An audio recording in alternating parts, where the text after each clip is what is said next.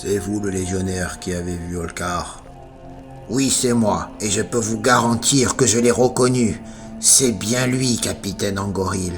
Je sais ce que j'ai vu, mes yeux ne me trahissent jamais. Pour la peine, nous allons faire le trajet ensemble. Vous allez me montrer cette fameuse maison. Oui, de toute façon, je dois prendre mon tour de garde au poste frontière de Cyrodiil. C'est donc sur mon trajet. Très bien, alors partons immédiatement. Oui, capitaine Angoril. Voilà, capitaine, nous sommes arrivés près de la maison. C'est sur votre gauche, dans le renfoncement. Vous la verrez en contrebas. Très bien, je vais m'y rendre. Moi, je vais prendre mon service, capitaine. Très bien, allez-y. Bonne journée à vous. Vous de même.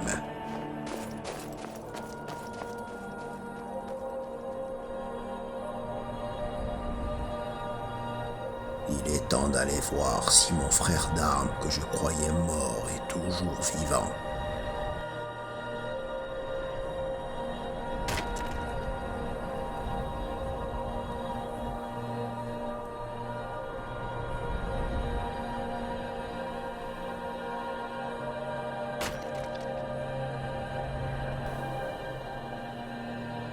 Allez, il ne me reste pas beaucoup de bois à couper.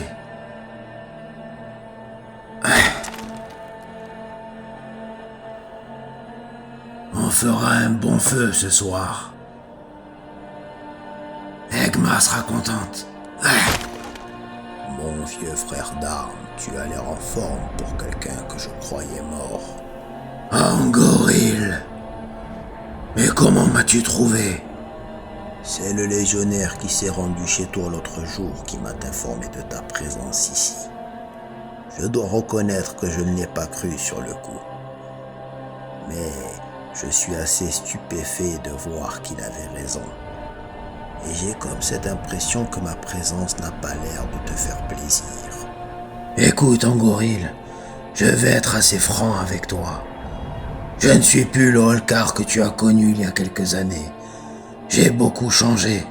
Oui, je l'ai remarqué de par ton style vestimentaire ainsi que tes longs cheveux et ta grosse barbe. On dirait que tu veux adopter leur style.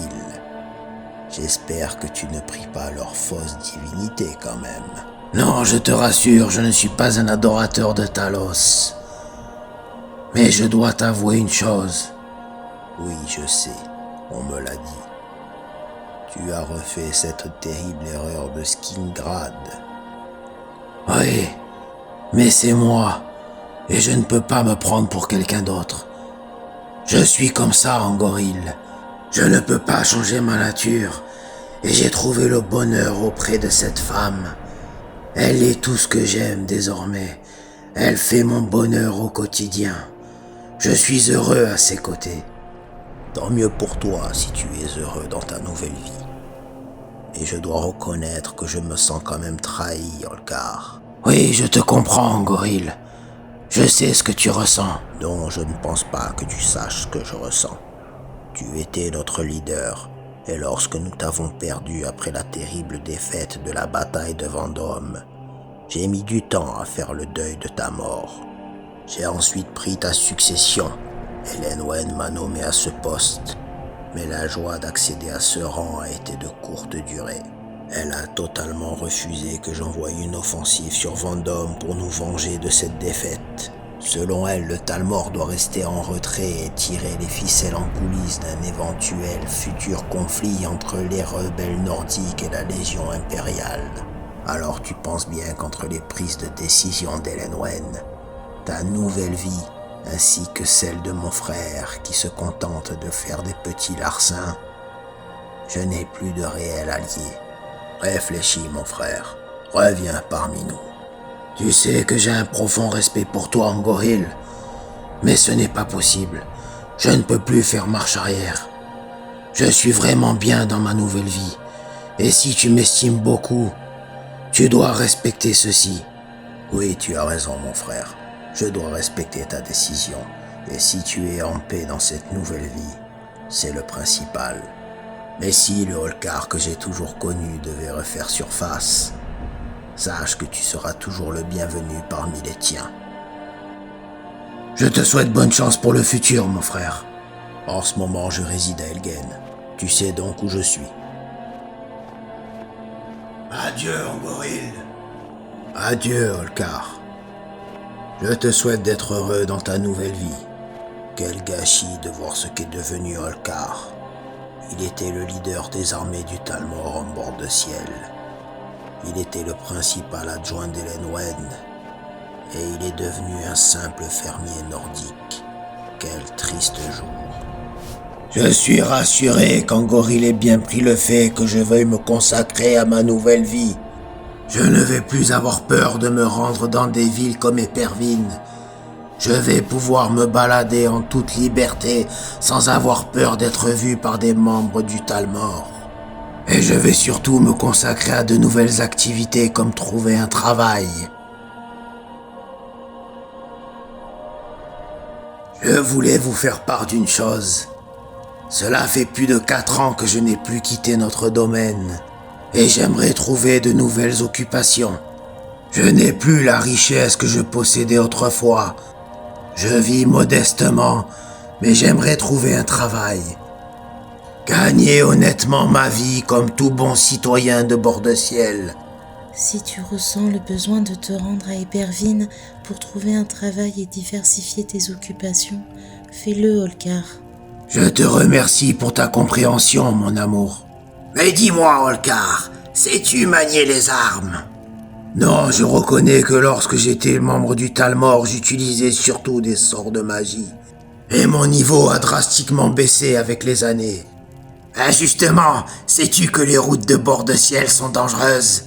Oui, je suis au courant, mais Egma a fait le trajet à de multiples reprises jusqu'à Elgen. Oui, mais ma fille a appris à manier les armes, et elle est une nordique. Il ne faut pas l'oublier. Merci pour tes mises en garde, Fultem. Je tâcherai d'être prudent sur le trajet. Je suis contente que tu partes à Épervine pour trouver du travail. Je remarque jour après jour que tu fais de plus en plus d'efforts pour t'intégrer dans la société de bord de ciel. Et cela me va droit au cœur. Mais je te demande juste une chose. Sois prudent, mon amour. Oui, Egma, ne t'inquiète pas.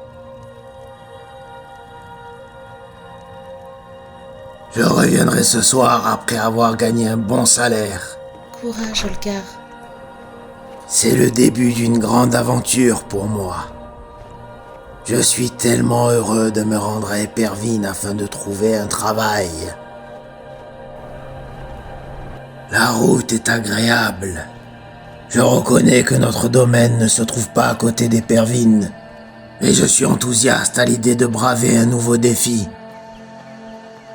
Me voilà enfin aux abords d'Épervine, et en ce début de matinée, le soleil nous a fait l'honneur de pointer le bout de son nez. Tiens, un garde, je vais aller le saluer. Bonjour, garde. Que veux-tu, elfe? Je voulais juste vous saluer. Trace ton chemin. Très bien, bonne journée à vous. On ne peut pas dire que j'ai été accueilli de la meilleure des manières. Mais il faut être plus intelligent que ça et ne pas faire une généralité concernant l'attitude des Nordiques vis-à-vis des elfes. Nous sommes certes dans une période post-Grande Guerre. Les gens se méfient fortement des hauts elfes. Mais je suis persuadé que je trouverai des gens plus aimables et courtois que ce garde au sein de cette ville. Voilà la Syrie.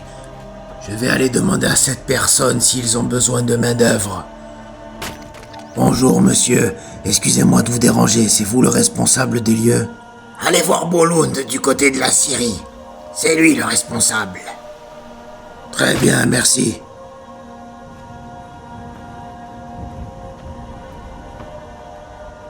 Je vais aller voir le responsable. J'espère qu'il va pouvoir me donner du travail.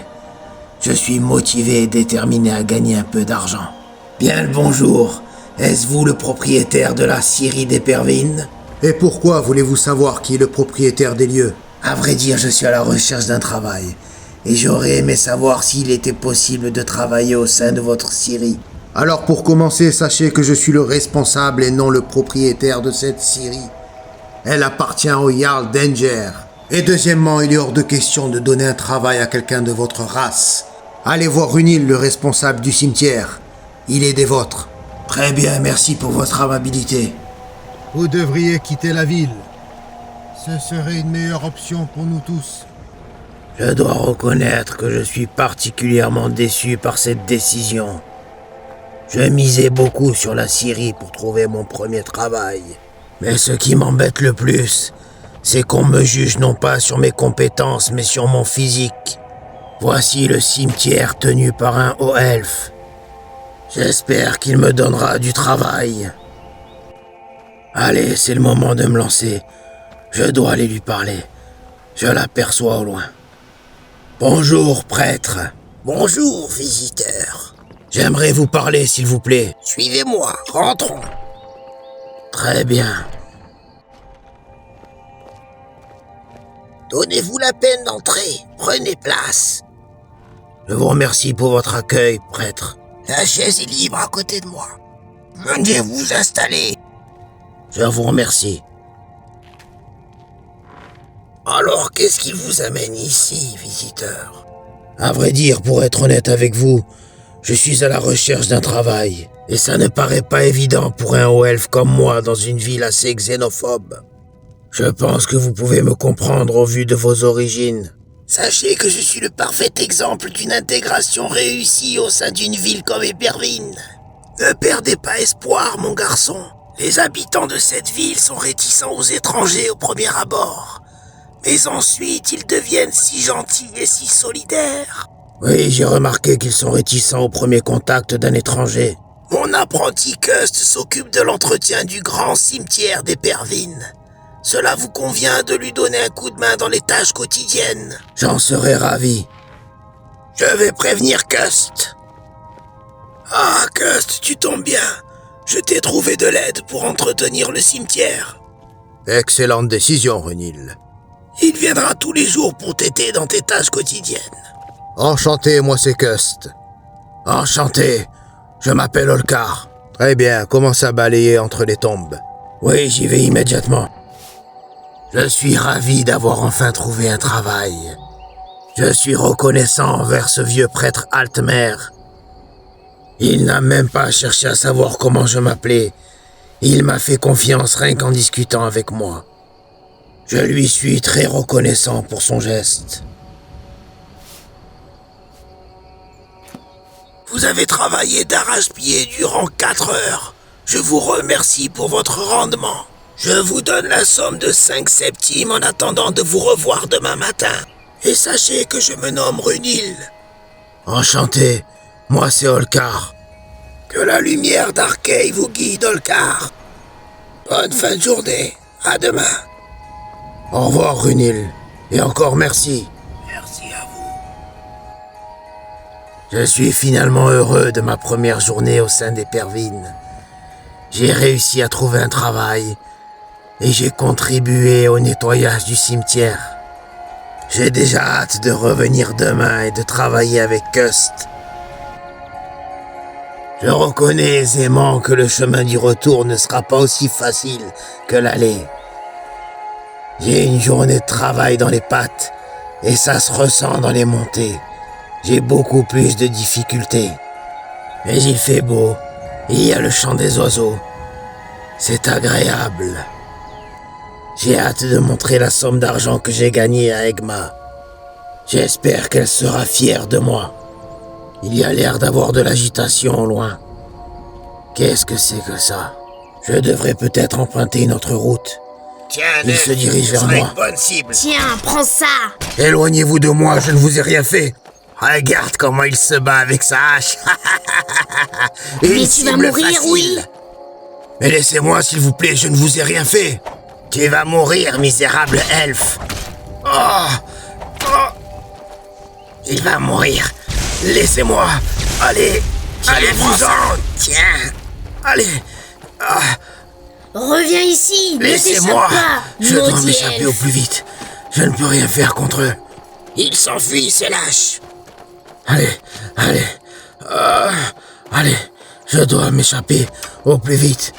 On m'a tiré dessus. Allez. Allez, allez. Allez. La flèche s'est à peine plantée. Allez. Allez, vite. J'aperçois des légionnaires. Je suis sauvé. Allez, les gars. Ouais, les bandits. Allez, je dois en profiter pour m'échapper. Vite, je dois m'abriter un peu. Je suis à bout de souffle.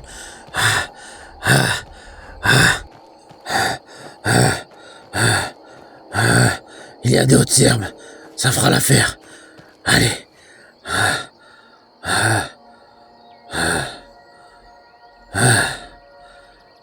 J'allais échapper belle. J'ai failli y rester. Fultem avait raison. Les routes de bord de ciel sont dangereuses.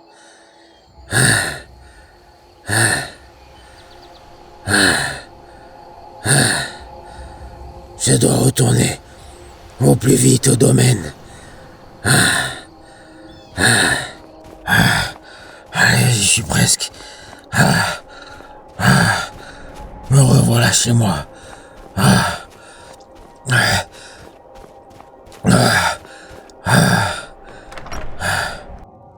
Enfin, on s'inquiétait, Olkar. Tu avais manifestement raison, Fultem.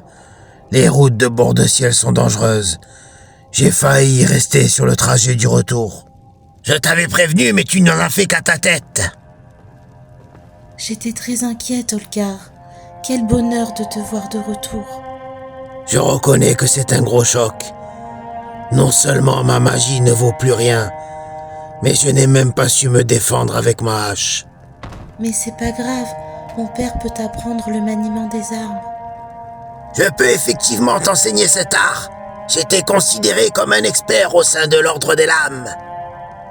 À vrai dire, je ne sais pas si je vais retourner à Épervine. Pourtant, j'avais trouvé un travail au sein du cimetière. Mais cette agression a été un choc.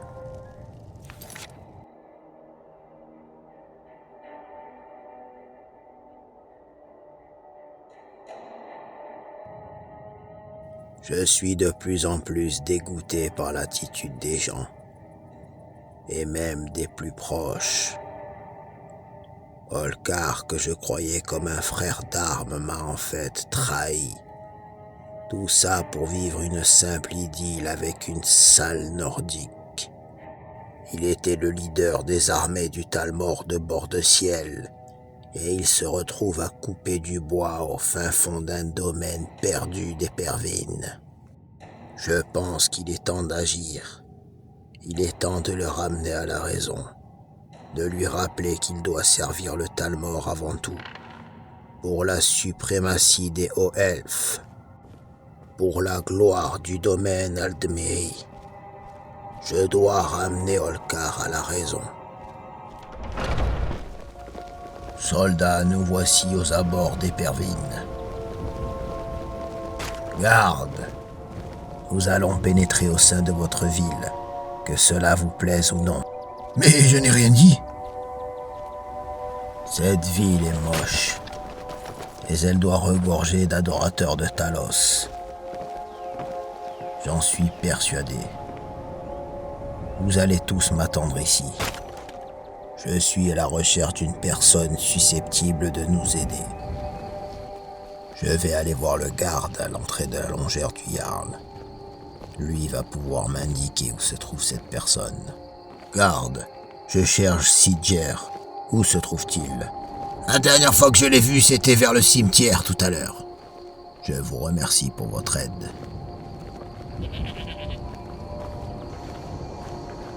Effectivement, il se trouve bel et bien ici.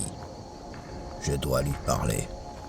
Sidger, Angoril, que nous vaut le plaisir de votre venue au sein de notre ville d'Épervine? Vous avez toujours l'ambition de prendre le trône d'Épervine à votre oncle, n'est-ce pas? Tout à fait. C'est mon objectif principal. Le Talmor est prêt à prendre votre parti auprès de l'Empire pour accéder au trône d'Épervine, mais il va falloir nous rendre un service. Dans un premier temps, je vous remercie de défendre ma cause. Et deuxièmement, je vous écoute. Je sais que vous êtes en contact avec beaucoup de bandits au sein de la châtellerie d'Éperville. J'ai besoin que vous preniez contact avec certains d'entre eux. Ils auront pour mission d'exécuter une personne.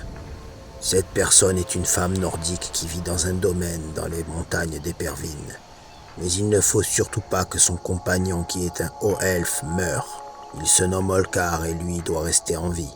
Voici les coordonnées de l'emplacement de la maison sur ce papier. C'est comme si c'était déjà fait, Angoril. J'espère que cet imbécile réussira à faire éliminer cette sale nordique. Olkar doit revenir à la raison. Il doit retrouver ses frères du Talmor. Garde, j'ai besoin de vos services. Vous allez devoir m'escorter jusqu'à un camp de bandits très dangereux. Et j'ai besoin d'être en sécurité à vos côtés. Mais le Jarl n'est pas au courant. Oui, nous devons garder la ville. Je vous paierai le double de votre salaire en une journée pour m'accompagner. Très bien, nous acceptons. Contentez-vous juste de m'escorter jusqu'à la crête de Tranchelam. Nous allons rendre visite à un vieil ami bandit qui répond au nom de Rogvar. Un meurtrier sans pitié qui n'aura aucun scrupule à tuer une nordique.